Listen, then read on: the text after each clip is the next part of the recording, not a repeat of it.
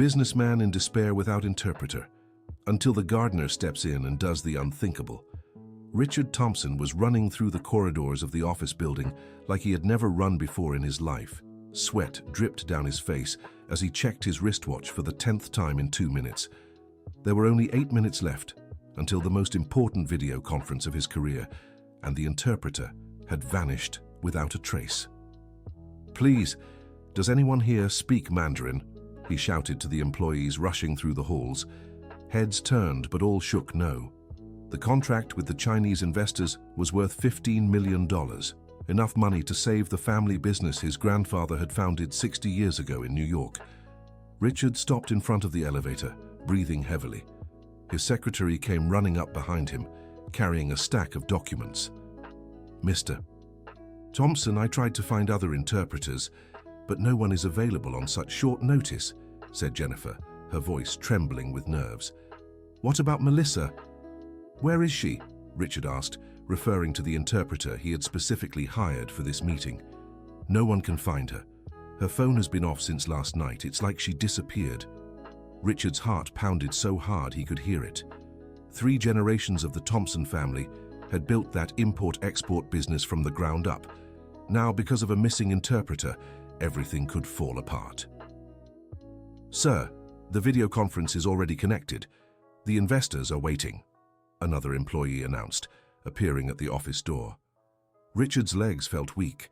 How could he explain the technical details of an international deal to Chinese investors in English? How could he negotiate complex terms without proper communication? In desperation, he rushed out the back door of the building, hoping for some miracle in the interior garden. The fresh air hit his sweaty face, but brought no relief. That's when he saw Sarah Miller, the gardener who had tended the plants in the commercial building for nearly 3 years. She was kneeling beside a flower bed, gently watering the blooms with a yellow watering can. She wore her usual uniform, a green apron over a simple t-shirt and a cap that hid part of her face. Richard had never paid much attention to her. He knew she was young, maybe around 30, and always worked quietly. In their few casual encounters in the halls, she would just nod politely and move on. "Sarah," he called, his voice louder than intended. She looked up, surprised. It was rare for Richard to speak directly to her. "Good afternoon, Mr. Thompson," she replied, wiping her dirt-stained hands on her apron. "Sarah, I know this might sound strange, but do you happen to speak Chinese? Mandarin?" he asked, knowing he sounded desperate. "Dear listener, if you're enjoying the story, please take a moment to like and especially subscribe to the channel. It helps us a lot as we're just starting out. Now, back to the story." She stared at him for a moment, seeming confused by the unexpected question. "Why are you asking me that?" she replied, avoiding a direct answer. "I need help. I have a crucial meeting in 5 minutes with Chinese investors, and my interpreter is gone. It's about a contract that could save my company. I'm desperate." Sarah stood up slowly, still holding the watering can. There was something different in her gaze, as if she was weighing her options. "I don't know if I can help," she said, but Richard sensed hesitation in her voice. "Please, anything would do. Even if you only know a few basic words. It's better than nothing." Before Sarah could answer, Richard's phone rang. It was Jennifer. "Sir, they're getting impatient. They're talking about ending the call if we don't start in 2 minutes." Richard felt the world collapsing around him. He looked at Sarah with pleading eyes. "Please, it's all I ask. Just help me this once." Sarah took a deep breath, set the watering can down, and removed her gardening gloves. "All right, I'll try to help," she said, surprising Richard with the firmness in her voice. They rushed to the elevator. During the 30-second ascent to the 10th floor, Richard watched Sarah out of the corner of his eye. She seemed different, more serious, as if she had tapped into a determination he'd never seen before. "Thank you, Sarah. I don't know how I'll repay you," he said as they walked down the hallway. "Don't promise anything yet," she replied, and there was something in her tone that made Richard wonder if there was more to this woman than met the eye. They entered the conference room where the video call was already in progress. On the screen, Three stern, middle-aged men watched them with impatient expressions. Richard recognized the group's leader, Wang Wei, one of the biggest investors in the sector in China. "Gentlemen, I apologize for the delay," Richard began in English, gesturing nervously toward the camera. The Chinese men started speaking among themselves in Mandarin, clearly annoyed. Richard glanced at Sarah, who had positioned herself just out of the camera's view. Wang Wei addressed the camera directly and said something in Mandarin, his tone firm and impatient. To Richard's complete surprise, Sarah stepped forward and replied fluently in the same language. Her pronunciation was perfect, without a single hesitation. The three investors stopped talking and exchanged glances, clearly taken aback by the eloquent response. Sarah continued speaking in Mandarin for a few more seconds, and Richard watched as their expressions shifted entirely. Wang Wei even cracked a small smile. "What did you tell them?" Richard whispered. "I explained there was a technical issue with the communication, but we're now ready to discuss the contract terms. I also mentioned you're very interested in establishing a long-term partnership with them," Sarah replied, her eyes still on the screen. Richard was stunned. Her fluency was flawless, but there was more. She seemed to understand the business itself. Wang Wei spoke again, this time in a friendlier tone. Sarah translated simultaneously. "He says they were impressed by the initial proposal's quality, but have concerns about the company's production capacity. Tell them our current capacity is 5,000 units per month, but we can expand to 8,000 in 6 months, Richard instructed. Sarah translated, but then did something unexpected. She kept speaking in Mandarin far longer than a simple translation would require. Wang Wei nodded and responded enthusiastically. "What else did you say?" Richard asked. "I explained that you have a 60-year track record in the market, with 3 generations of the same family running the business. I also mentioned the company holds international quality certifications and already meets strict export standards," Sarah answered naturally. Richard stared at her in shock. How did she know these details about his company? The meeting continued for another 40 minutes. Sarah translated flawlessly, but she also demonstrated technical knowledge that even impressed Richard. She corrected terms he misused and suggested improvements to the proposed agreements. At one point, Wang Wei asked about the company's environmental certifications. Richard hesitated. He knew this was an area where the company still needed improvement. Sarah, anticipating her difficulty, explained in Mandarin that the company was in the process of implementing sustainable certifications and that this was part of the growth strategy for the next 2 years. Wang Wei seemed satisfied with the answer. "How did you know about our environmental certification plans?" whispered Richard during a pause in the conversation. "I observe more than you think," replied Sarah, keeping her focus on the screen. When the discussion turned to numbers, Sarah demonstrated advanced financial knowledge.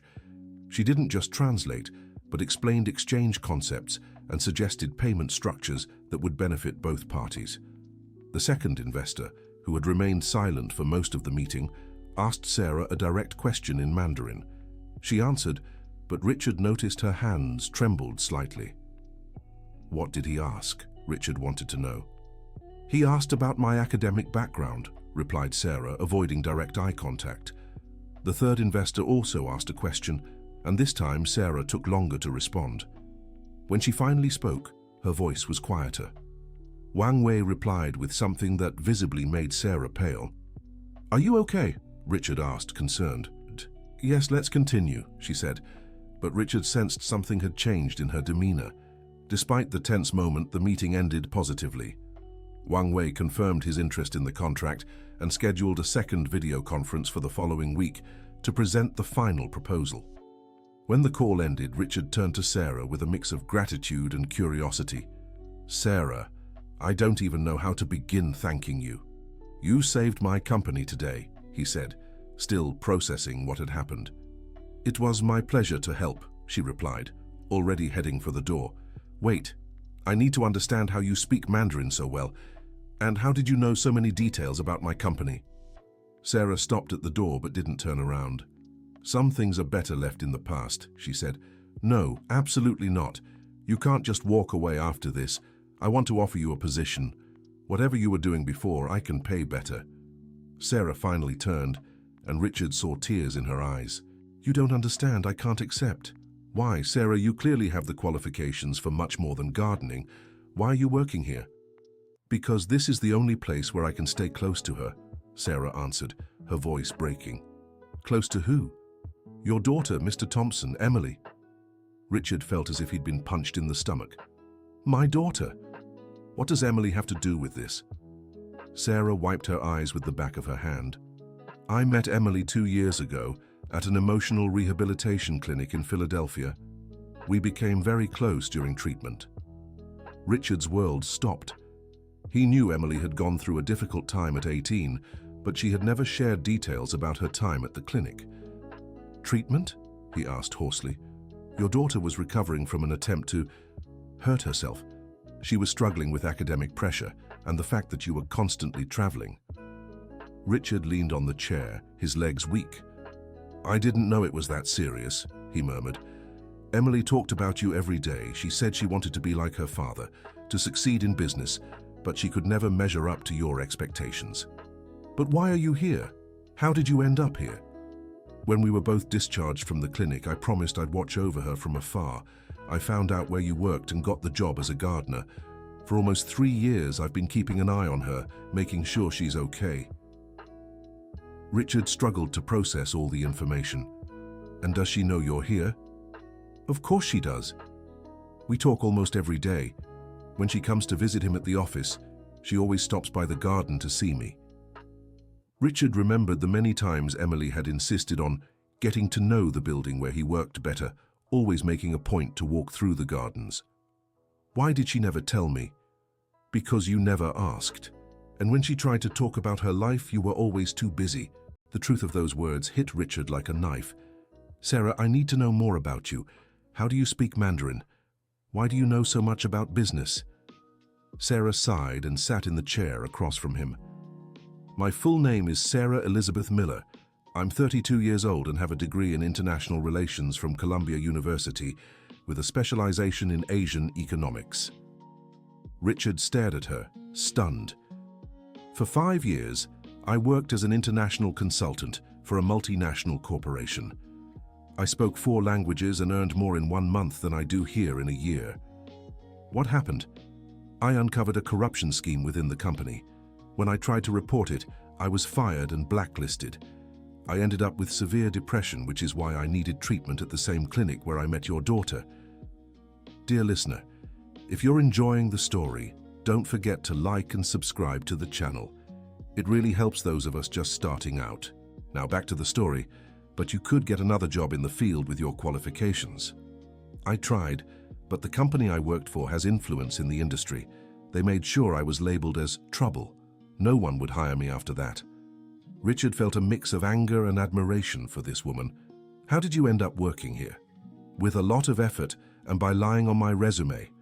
I left out my college degree and said I only had experience in gardening. The building manager didn't ask too many questions." "Sarah, this is absurd. Someone with your qualifications shouldn't be working as a gardener." "Don't worry about me, Mr. Thompson. I'm happy here. I get to care for the plants, which always relax me, and I can watch over Emily from a distance." Richard stood and began pacing the room. "No, this isn't right. I want to look into what happened to you at that company. I have contacts who can help. Please don't get involved.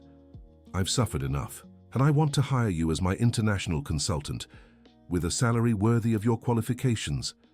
"I can't accept." "Why not?" "Because your contract today was just the first step in something much bigger, and there are things you need to know before making any decisions." Richard stopped pacing and stared at her. "What kind of things?" "Your interpreter didn't disappear by accident, Mr. Thompson. She was bought." "What do you mean?" 3 weeks ago, I saw her talking to Daniel Wilson in the parking lot. A chill ran down Richard's spine. Daniel Wilson was his main competitor in the import market, a ruthless man who had tried sabotaging his business multiple times. "Are you sure about this?" "Absolutely. I recognized her because she'd been here a few times for prep meetings, and I recognized Wilson because he once tried to hire me when he found out about my experience." "He tried to hire you?" A year ago. He offered me a lot of money to spy on your business. Obviously, I refused. Richard sat back down, trying to process everything. So you think Melissa was paid not to show up today? I'm certain, and I believe more people were involved. Who? I need to be sure before accusing anyone, but there have been strange movements in the company for months. What kind of movements? People leaving at odd hours, conversations that stop when I get close, documents being copied after hours. Richard remained silent for a few minutes, thinking about everything he had discovered. Sarah, I have a proposal for you. I already told you I can't accept a position. It's not a position, it's a partnership. She stared at him, surprised. What do you mean? I want you to be my partner. Together we can investigate what's going on and also expand the company's international business. Mr. Thompson, Richard, you can call me Richard. Richard, I don't have money to invest in a partnership. You don't need money. You have knowledge, experience, and clearly information I need. That's worth more than any financial investment. Sarah fell silent, clearly conflicted. What about Emily? Does she know about all this? Know about what? That you're here? Yes. That I found out about your background? No. I need to talk to her before making any decision. Of course. In fact, I want to talk to her too, about many things. At that moment, Richard's phone rang. It was Jennifer. Mr. Thompson, your daughter is here. She said she came to bring those documents you asked for. Richard looked at Sarah, who smiled for the first time since the conversation began. I think fate is conspiring for us to have this conversation today, he said. Send her up, Richard replied on the phone. A few minutes later, Emily entered the room.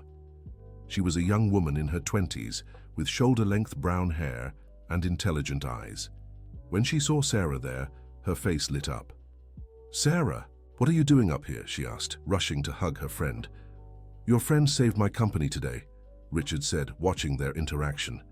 Emily looked confused between her father and Sarah. What do you mean? Richard told the whole story of the video conference, from the interpreter's disappearance to Sarah's intervention. Emily listened with growing admiration. I knew you were amazing, but I didn't know you were that amazing, Emily said to Sarah. And I didn't know you two knew each other so well, Richard said to his daughter. Emily looked at her father with a sad expression. Dad, I tried to tell you about Sarah so many times, but you were always busy or traveling. Tell me now. I have time.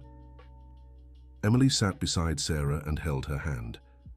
Sarah was the person who saved me when I needed it most. When we were at the clinic, I was in a really bad place. I couldn't find meaning in anything. Richard felt his heart tighten. And she showed me I had worth no matter what others expected. She taught me to value who I am, not who I thought I should be. Your daughter is one of the most special people I've ever met, Sarah said. She's smart, brave, and has a huge heart. Why didn't you ever tell me you were suffering so much? Richard asked Emily. Because you always seemed so proud when I got good grades, when I talked about my career. I was afraid of disappointing you. Emily, you could never disappoint me. I love you no matter what. I know that now. Sarah taught me that.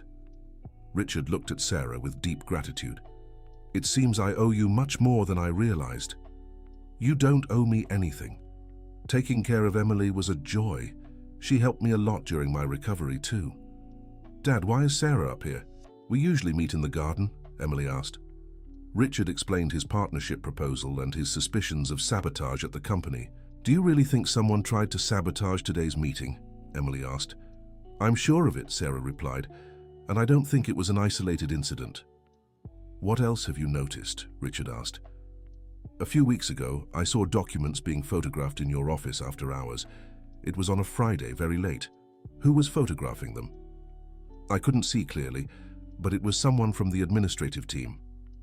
Do you have any suspicions about who it could be? Sarah hesitated. I'd rather not speculate until I'm sure. Sarah, if someone is betraying me, I need to know. All right. I suspect Kevin. Kevin had been Richard Thompson's financial assistant 5 years ago. He was a trusted person, or at least Richard thought so. Kevin, why? He's been asking very specific questions about your business, questions that aren't part of his job. What kind of questions? About international contacts, contract values, dates of important meetings. Richard grew thoughtful. That might not mean anything. It might not. But combined with the fact that I've seen him talking privately with people outside the company several times. What people? Once I saw him talking to Daniel Wilson at the corner cafe. When? 2 weeks ago, on Monday, during lunch hour. Richard stood up and began pacing the room again. If this is true, Kevin has had access to privileged information for years. Dad, do you really think that's possible? Asked Emily. Unfortunately, anything is possible in the business world. What are we going to do? Asked Sarah. First, I need to be sure. Second, I need to protect critical information. And third, I need to find out how far this conspiracy goes. How do we do that? We? Richard asked, looking at Sarah. If you accept my partnership proposal, of course. Sarah glanced at Emily, who nodded encouragingly. All right, I accept your proposal. Great, said Richard, extending his hand to shake hers. But with a few conditions, Sarah continued. What are they? First, I keep tending the garden. It relaxes me and keeps me grounded. Agreed. Second, I want to help create an emotional support program for employees and their families. Richard smiled. Considering what I learned today about my own daughter, I think that's an excellent idea. Third, everything we do must be legal and ethical, no revenge or harassment. I fully agree. And fourth, Emily is part of all this. She's smart and can help a lot. Dad, I'd love to help, Emily said eagerly. I'm not sure involving you is a good idea. Dad, I'm 20, and if people are trying to hurt our family, I want to help protect it. Richard looked at the two women before him and realized they were right. All right, but we'll do this carefully and smartly. So, what's the first step? Asked Sarah. First, we document everything you've observed.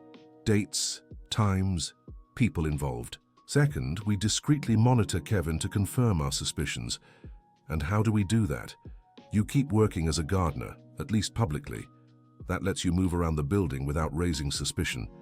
What about me? Asked Emily. You'll start coming to the office more often. Officially to learn about the family business. In reality, to help with the investigation. Perfect. But first, we need to address your past, Sarah. We can't let that injustice go unanswered. Richard, I already said I'd rather leave it alone.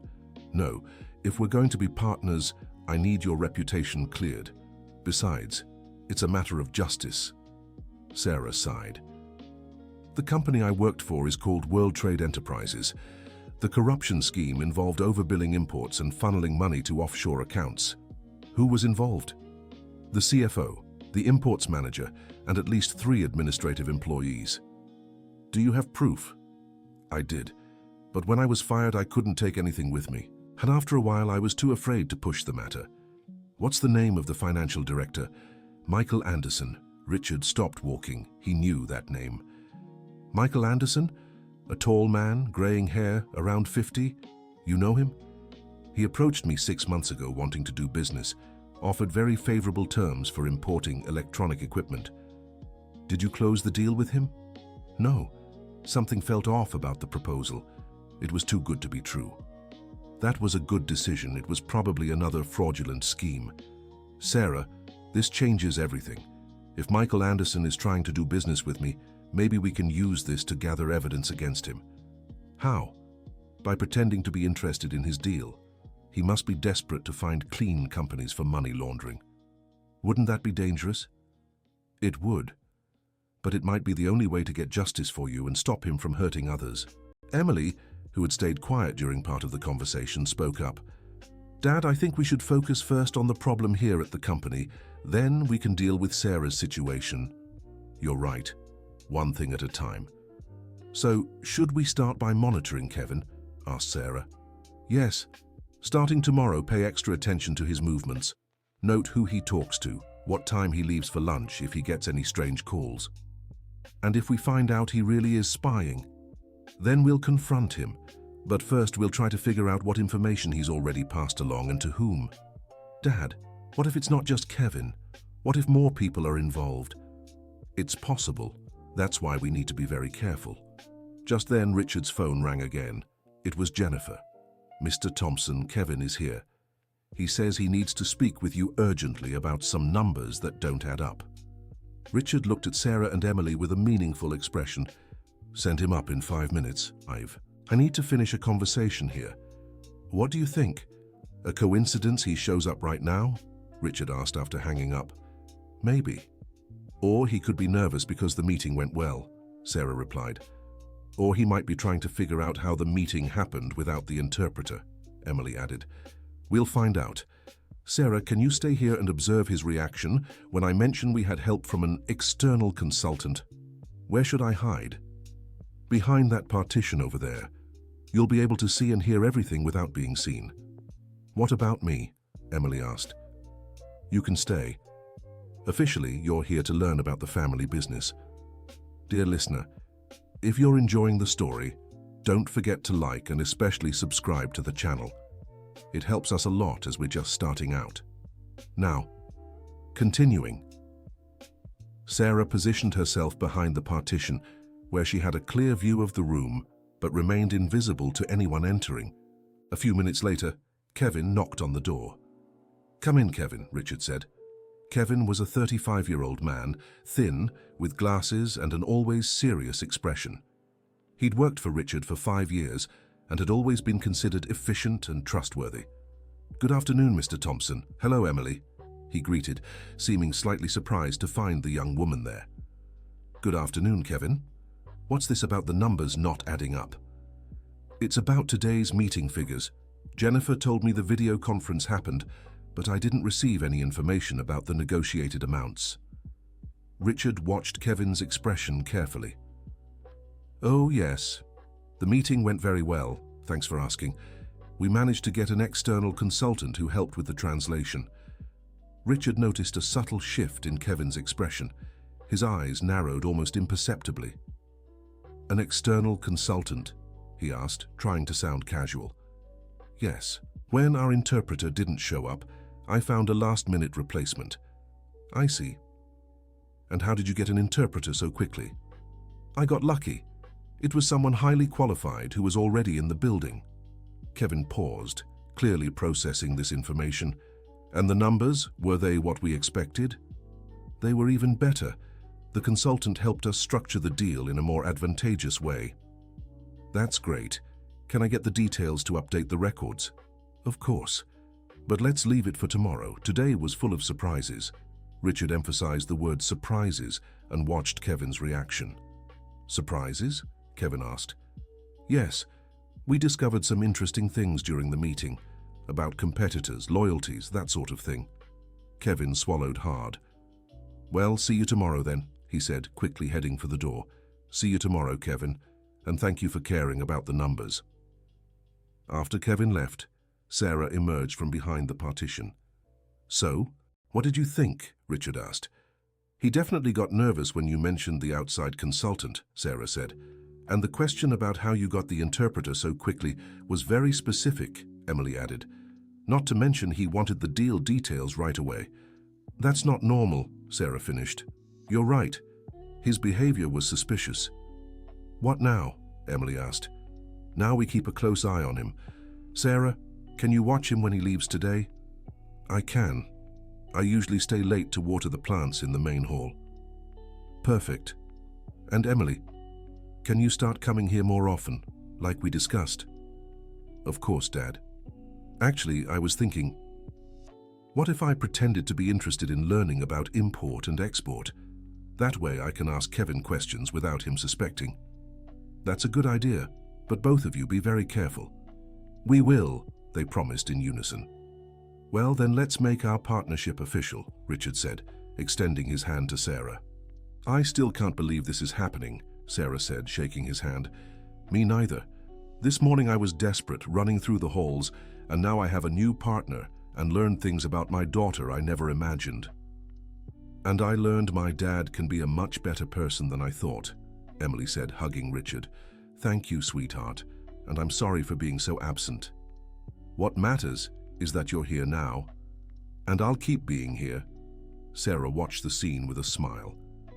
You know, when I woke up today, I thought it would just be another day watering plants and watching you all from afar. I never imagined it would end like this. Life has those surprises, Richard said. Sometimes what seems like a crisis is actually an opportunity. And sometimes the people we least expect are the ones who can help us the most, Emily added. Just then, Sarah's phone rang. She looked at the screen and paled. Something wrong? Richard asked. It's the clinic where I was treated. They never call unless it's important. Answer it, Emily said, worried. Sarah took the call and spoke for a few minutes. Richard and Emily could only hear her side of the conversation, which mostly consisted of, I see, when, and thank you for letting me know. When she hung up, she looked shaken. What happened? Emily asked.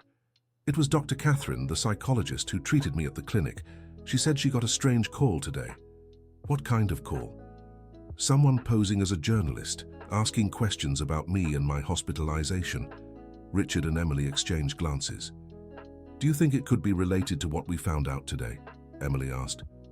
It's too much of a coincidence, Richard said. What kind of questions? They wanted to know the reasons for my hospitalization, if I had a history of mental instability, if I'd ever tried to hurt anyone. That's very specific, Richard said, concerned. Dr. Catherine obviously didn't say anything, but she found it strange enough to warn me. Sarah, do you think Michael Anderson or someone from World Trade Enterprises could be behind this? It's possible. When I tried to expose the corruption scheme, they accused me of being mentally unstable. It was one of the tactics they used to discredit my accusations. And now that you're partnering with me, they might be trying to destabilize me too, Richard added. Dad, this is getting dangerous, Emily said. Maybe we should back off, Sarah suggested. No, Richard said firmly. If we back down now, they'll know we were right, and they'll keep harming innocent people. But what if they try something against Emily? They won't, because we'll be smarter than them. How? First, we'll document everything. That call to the clinic, for example, it's already proof someone is investigating you improperly. Second, we'll anticipate their moves. If they're trying to discredit you, we'll prepare for it. And third, we'll get professional help. I know a lawyer who specializes in corporate crimes. Are you sure about this, Richard? Sarah asked. Absolutely. I'm tired of seeing people like you get hurt because they didn't fight back. This time will be different. Emily smiled at her father. I'm proud of you, Dad. Thank you, sweetheart. And you too. Are you with me? Always, Emily replied. Always, Sarah echoed. Then let's get started. Sarah, can you talk to Dr. Catherine and ask her to record any new suspicious calls? I can try. Emily, can you start documenting everything we know so far? Names, dates, events, connections? Of course. And I'll call my lawyer and some contacts I have in the press. If they're going to play dirty, we'll be ready. Just then, Jennifer appeared at the door. Mr. Thompson, sorry to interrupt, but something strange is happening. What is it, Jennifer? Kevin left 15 minutes ago, but he forgot his car in the parking lot. Someone came to pick him up. Who? I didn't recognize the person. A man in a suit, driving a black car with tinted windows. Richard, Sarah, and Emily exchanged glances. Jennifer, thank you for letting us know. That's very important. Is something wrong? Maybe. Can you keep this quiet for now? Of course, Mr. Thompson. After Jennifer left, the three of them sat in silence for a moment. Well, now we know for sure something's going on, Richard finally said. The question is, how far are they willing to go? Sarah asked. And how fast do we need to act? Emily added.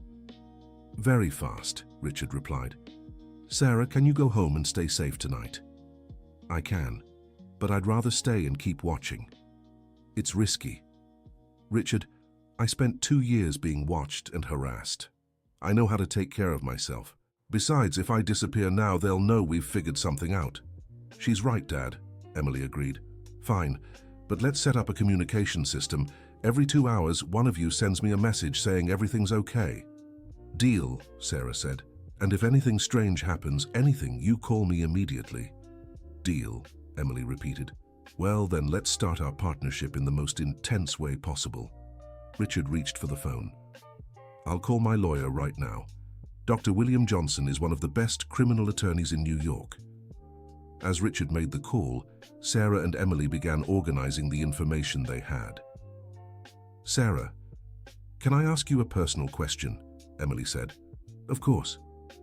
"How did you stay so strong through all this? Losing your job, being harassed, having to take a job way below your qualifications?" Sarah smiled sadly. "At first, I wasn't strong. That's why I needed treatment. But when I met you at the clinic, I realized I had a reason to keep fighting." "What do you mean?" "You reminded me of myself when I was younger, full of dreams but also full of fears. And I realized that if I could help you, maybe I could help myself too." "You saved me, Sarah. Literally. We saved each other." Richard ended the call and joined them. "Dr. William will see us tomorrow morning. He said the case looks promising, especially if we can get evidence of the corruption scheme." "And how do we get that evidence?"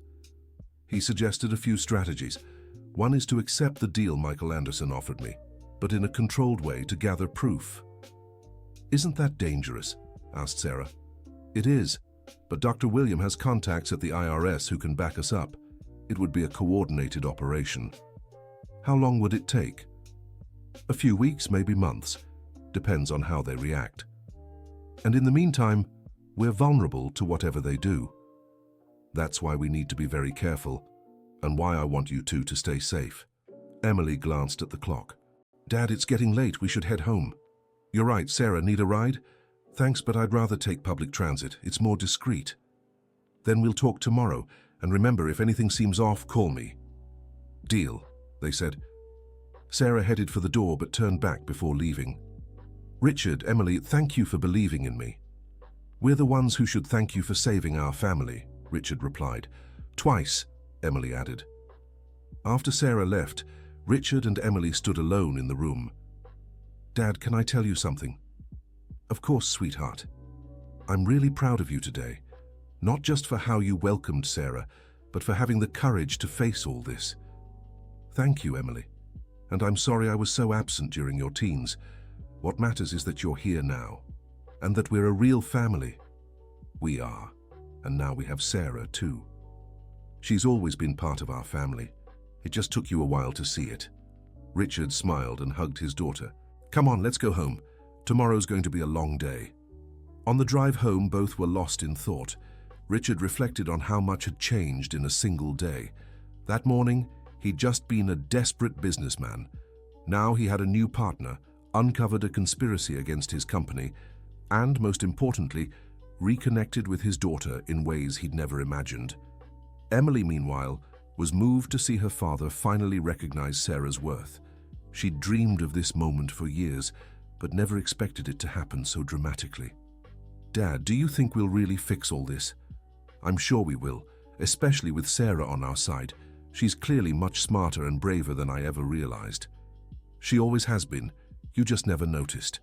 "You're right, and I promise to pay more attention to the people around me from now on." "Including me?"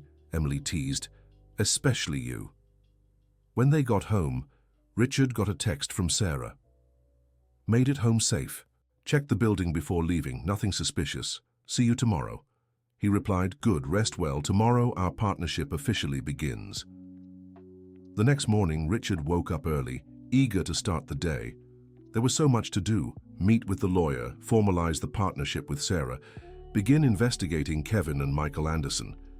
When he arrived at the office, Jennifer was waiting with a worried look. "Mr. Thompson, there's something I need to tell you." "What is it, Jennifer?" "Last night, after you left, Mr. Kevin came back." "Came back? What time?" "Around 8 o'clock. He said he had forgotten some important documents." "And you let him in?" "Yes. He has a key, and has always had free access to the office." "How long did he stay?" "About an hour. He said he needed to finish some urgent reports." Richard felt a chill down his spine. "Jennifer, from now on, no one enters this office outside business hours without my prior authorization, not even Kevin." "Yes, sir.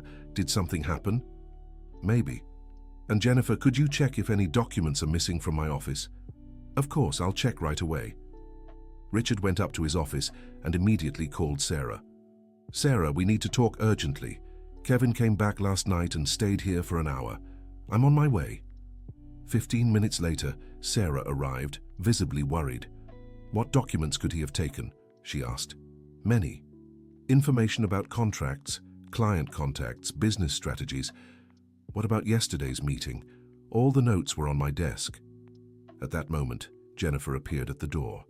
"Mr. Thompson, an entire file is missing from your computer." "Which file?"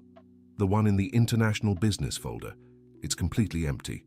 Richard and Sarah exchanged glances. "He copied everything," said Sarah. "Not just copied, he deleted it too, to make our investigation harder." "What do we do now?" "Now we're absolutely sure he's a traitor. And that changes everything." "How so?" "It means they know we've discovered something, and they'll probably accelerate whatever plan they have against us." Just then, the phone rang. It was Emily. "Dad, something strange happened." "What?" "Some men came to the house asking about you. They said they were from a collections agency." "Collections agency? I don't owe anyone anything." "That's what I told them, but they insisted they had information about company debts." "Where are these men now?" "They left when I said you weren't here, but they wrote down my license plate and took pictures of the house." "Emily, leave the house right now. Come to the office." "Dad, you're scaring me." "You should be scared. Leave now and come straight here." "Okay." Richard hung up and looked at Sarah. "They're escalating. Now they're going after my family." "Richard, maybe we should back down. This is getting too dangerous." "No, now that they've shown their hand, we can't back down.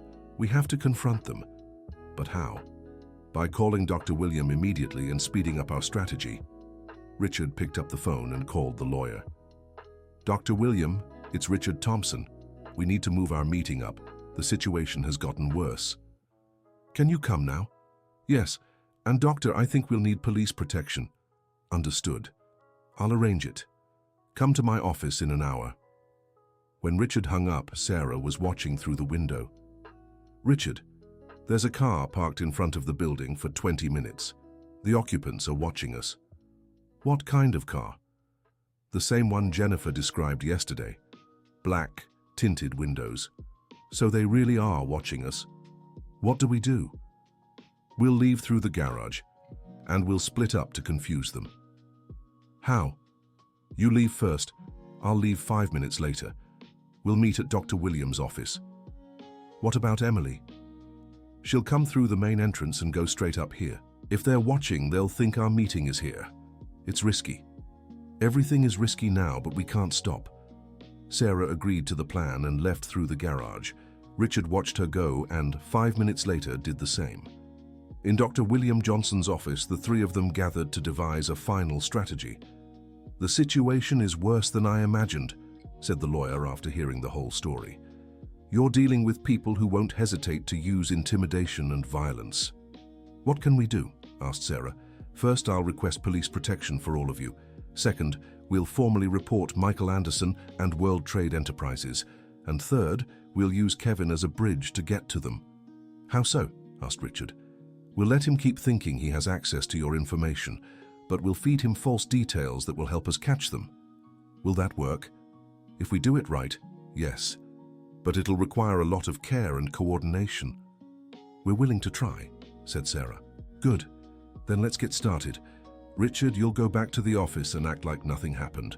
Sarah, you'll keep working as the gardener, but now also as our inside informant." "What about Emily?" "She'll stay somewhere safe until this is resolved. She won't like that. It's for her safety." As they left the lawyer's office, Sarah pulled Richard aside. "Richard, I need to tell you something." "What is it?" "I'm almost certain who the man was that picked up Kevin yesterday." "Who?" "Michael Anderson. I recognized him from Jennifer's description." "Are you sure?" "Almost positive. He has some very specific features." "That means Michael is directly involved in all of this." "It means he's desperate, and desperate people do dangerous things." "One more reason to end this quickly." When they returned to the office, they found Emily waiting, visibly shaken. Dad, those men came back to the house. This time they didn't leave when I said you weren't there. They lingered around for almost an hour. Emily, you'll stay at a hotel tonight. I've already spoken to Dr. William and he recommended a safe place. Dad, I don't want to hide while you all deal with this.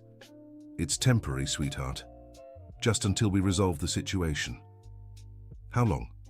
A few days, a week at most. Emily reluctantly agreed. Sarah, you should hide too, she suggested. I can't. I need to keep working here to maintain appearances. It's dangerous. I know, but it's necessary. At that moment, Kevin appeared at the door. Mr. Thompson, I need to speak with you about yesterday's reports. Of course, Kevin. Come in. Richard carefully watched Kevin's expression. He seemed nervous but was trying to hide it. The numbers from yesterday's meeting don't add up, said Kevin. How so? The figures Jennifer gave me don't match our projections. Oh, that. It's because we secured better terms than expected. Much better. It almost seems too good to be true. Richard realized Kevin was fishing for information. Well, yes, the consultant we hired was really that good. This consultant, will she keep working with us? Yes. In fact, we're expanding our international business. Richard saw Kevin's eyes narrow. What kind of expansion? New contracts with Asian companies, very high-value deals. And when will that happen? It's already happening. We had another meeting this morning. This was a lie, but Richard wanted to gauge Kevin's reaction. I didn't know there was another meeting, said Kevin, trying to sound casual. It was very early. You hadn't arrived yet. I see. Can I get the details to update our records? Of course, but let's leave it for tomorrow. I'm still processing all the information. Kevin nodded and left, but Richard noticed he was clearly agitated. Did you hear the conversation? Richard asked Sarah and Emily. Yes, he was definitely trying to get specific information, said Sarah. And he got nervous when you mentioned the business expansion, added Emily. Perfect. Now we'll see if he passes that information along. Sarah went down to the garden to continue her usual tasks, but kept a close watch on Kevin. 2 hours later, she returned with important information. Kevin made 3 long calls during lunch, she reported. Were you able to hear anything? Part of one. He was talking about changes in plans and values higher than expected.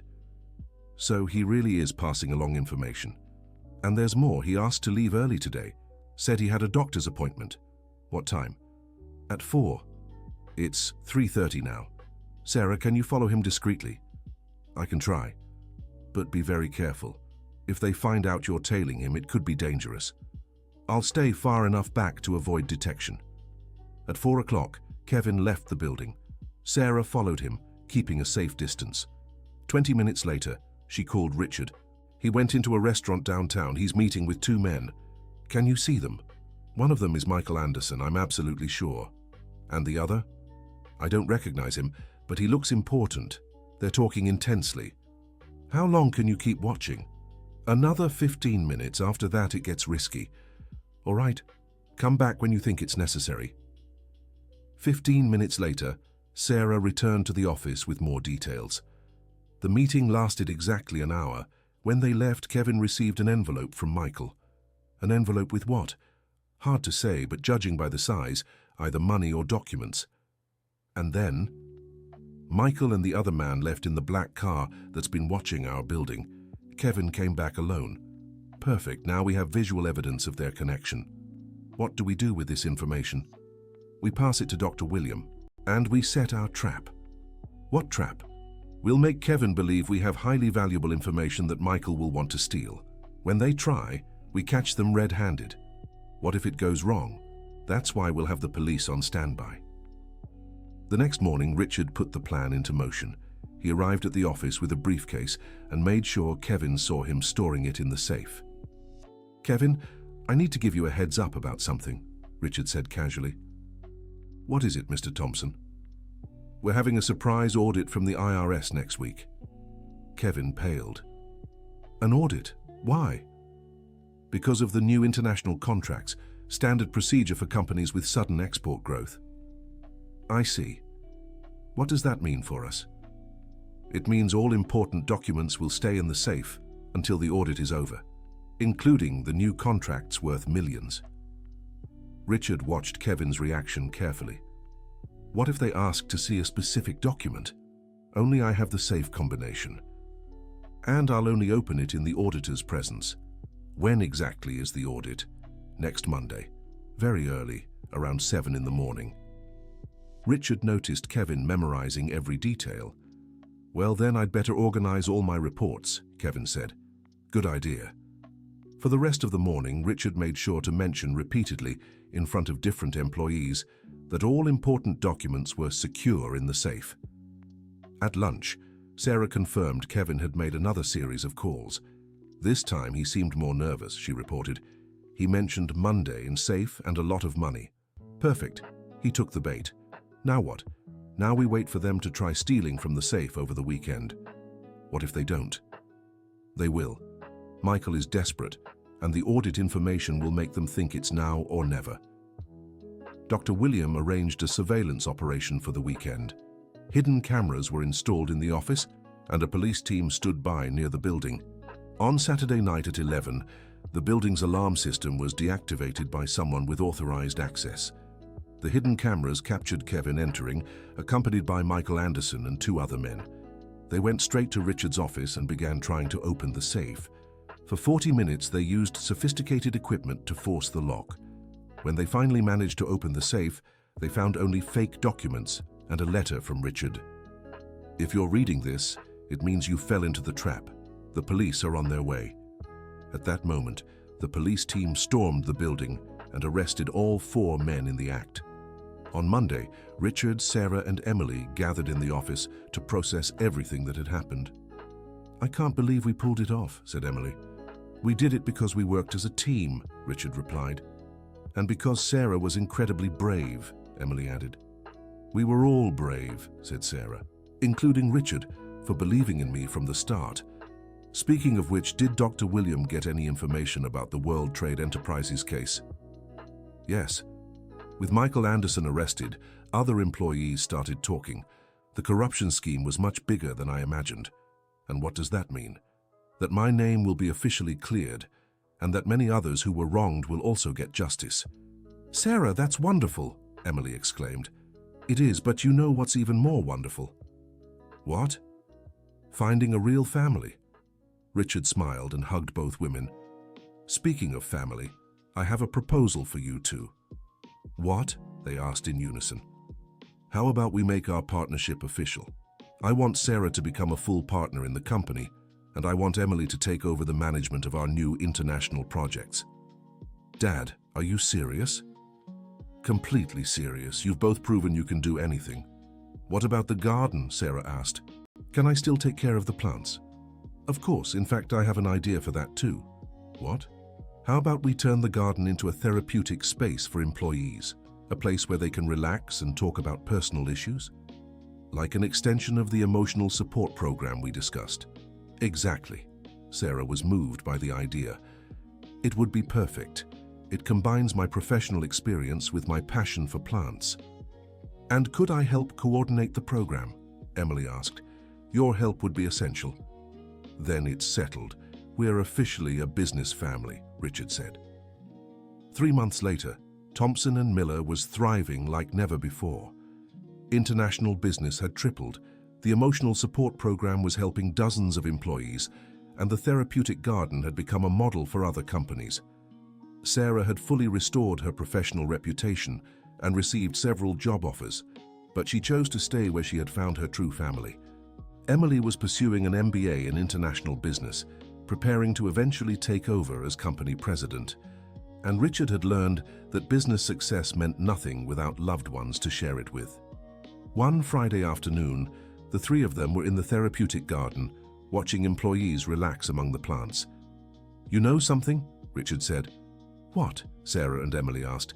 I still can't believe all this started, because I was desperate to find someone who spoke Mandarin. Fate has its ironies, Sarah said, smiling. It wasn't irony, Emily corrected. It was justice. You two deserve to find each other. And the 3 of us deserve to be a family, Richard added. Sarah stood up and walked over to the yellow watering can, the same one she'd been using the day it all began. "This watering can changed our lives," she said, laughing.